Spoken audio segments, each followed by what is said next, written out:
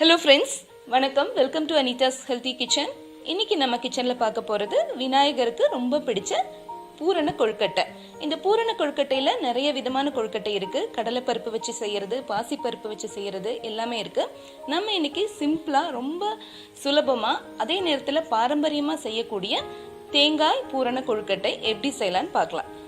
இந்த மாதிரி ஹெல்த்தியான ரெசிபீஸை தொடர்ந்து பார்க்கணுன்னு ஆசைப்பட்டீங்கன்னா கண்டிப்பாக சப்ஸ்கிரைப் பண்ணிட்டு பாருங்க.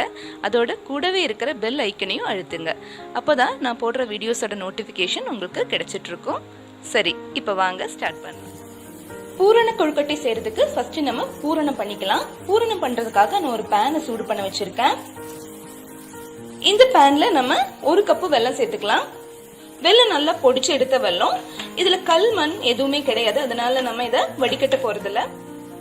வெல்லம் சேர்த்ததும் இதுல ஒரு 2 டேபிள் ஸ்பூன் தண்ணி சேர்த்துக்கலாம்.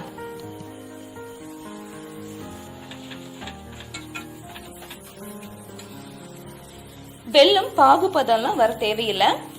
லைட்டா கெட்டியா வரப்ப நம்ம தேங்காவை சேர்த்துக்கலாம். நான் 2 கப்பு தேங்காய் எடுத்திருக்கேன்.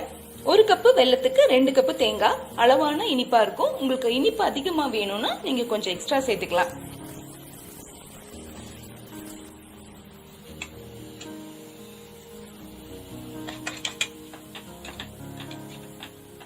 மீடியம் ஃப்ளேம்லயே வச்சுட்டு இந்த மாதிரி கிளறி விட்டுட்டே இருக்கணும். நம்ம இது கொஞ்சம் பிடிக்கிற பதத்துக்கு வரணும். இப்ப கெட்டிப்பட ஆரம்பிச்சிருச்சு. இதுல நம்ம ஒரு 1/4 டீஸ்பூன் ஏலக்காய் தூளை சேர்த்துக்கலாம்.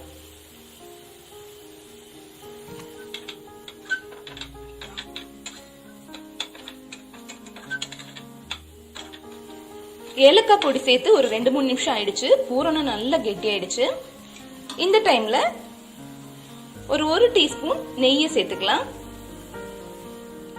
நெய் சேர்த்து நல்லா கலந்து விட்டதுக்கு அப்புறமா நம்ம ஸ்டவ் ஆஃப் பண்ணிடலாம். இந்த பூரணத்தை நம்ம எடுத்து வச்சிடலாம். இன்னைக்கு கொழுக்கட்டை செய்யறதுக்கு நான் இட்லி அரிசி எடுத்திருக்கேன். 2 கப் இட்லி அரிசியை நல்லா 1-2 தடவை நல்லா அலசிட்டு அதுக்கப்புறமா ஒரு 4-5 மணி நேரம் ஊற வச்சு எடுத்து வச்சிருக்கேன். இப்போ இதை நம்ம மிக்சிலேயே நல்லா நைஸா அரைச்சிட்டு வந்துடலாம். இப்போ நான் அரைச்சிட்டு எடுத்துட்டு வந்திருக்கேன். மாவோட கன்சிஸ்டன்சி பாத்தீங்கன்னா இந்த மாதிரி இருக்கணும். ரொம்ப தண்ணி மாதிரி இருக்கக்கூடாது. மாவு ரவை பதத்திலயும் இருக்கக்கூடாது, ரொம்ப நைஸாவும் அரைச்சிடக்கூடாது. நம்ம இட்லிக்கெல்லாம் எப்படி அரைப்போம் அதே மாதிரி இருக்கணும். கையில தொட்டு பார்த்தா லேசா திருத்திருன்னு இருக்கிற மாதிரி. அரைச்செடுக்கும் போதே நம்ம தேவையான அளவு உப்பையும் இதுல சேர்த்துடலாம். நம்ம எப்பவுமே மாவு கிண்டும் போது லோ ஃப்ளேம்லயே வச்சுட்டு கிண்டணும். மாவு கட்டையாகாம இருக்கிறதுக்கு நம்ம கை விடாம இந்த மாதிரி கிளறி விட்டுட்டே இருக்கணும்.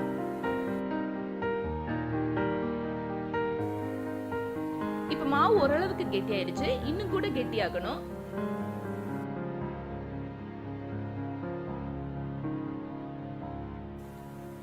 இந்த மாதிரி பாத்திரத்துல இருந்து நல்லா விட்டு வரும்போது நம்ம ஆஃப் பண்ணிடலாம்.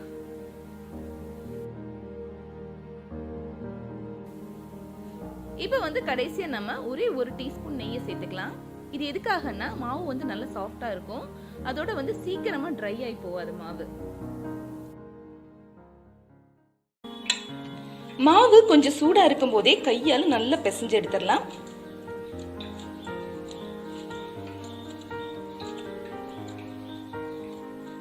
மாவு இப்ப நல்லா பிசைஞ்சாச்சு. அடுத்ததான் நம்ம கொழுக்கட்டை செய்யலாம். கொழுக்கட்டை செய்யறதுக்கு கையில கொஞ்சமா எண்ணெய் தேய்ச்சுக்கோங்க.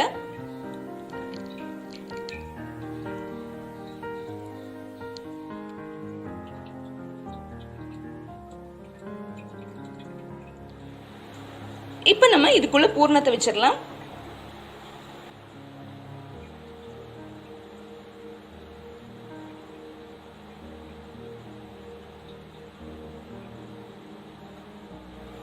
இந்த மாதிரி நம்ம கொழுக்கட்டை ரெடி பண்ணிக்கலாம். இல்ல இந்த மாதிரி மோல்டு கடையில கிடைக்குது, இதுல கூட நம்ம செஞ்சுக்கலாம். இப்ப இதுல எப்படி செய்யலாம்னு பார்க்கலாம். ஃபர்ஸ்ட் நம்ம இதுல கொஞ்சம் எண்ணெயை தேய்ச்சிக்கலாம்.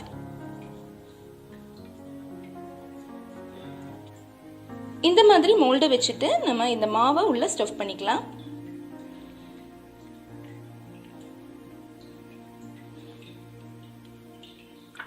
கையில கொஞ்சமா எண்ணெயை தொட்டுட்டு மாவு எல்லா பக்கமும் பரவற மாதிரி நம்ம இந்த மாதிரி ஸ்ப்ரெட் பண்ணணும். மாவை இந்த மாதிரி கேப் இல்லாம எல்லா பக்கமும் பரப்பி விட்டதுக்கு அப்புறமா நம்ம இதுல பூரணத்தை வைக்கலாம்.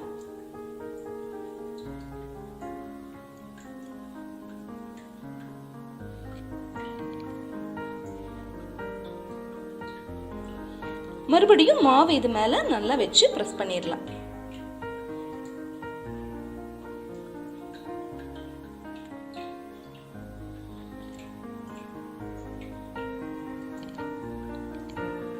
மோல்டு ஓபன் பண்ணீங்கன்னா லைட்டா கையால டச் பண்ணாலே போதும், இது வந்துடும்.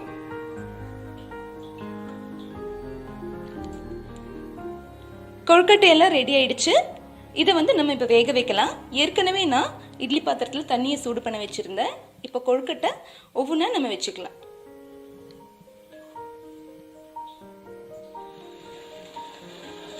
இது ஒரு 8 நிமிஷத்துல இருந்து 10 நிமிஷம் வரைக்கும் வேகட்டும். 10 நிமிஷம் ஆயிடுச்சு. நம்ம இப்ப திறந்து பார்க்கலாம்.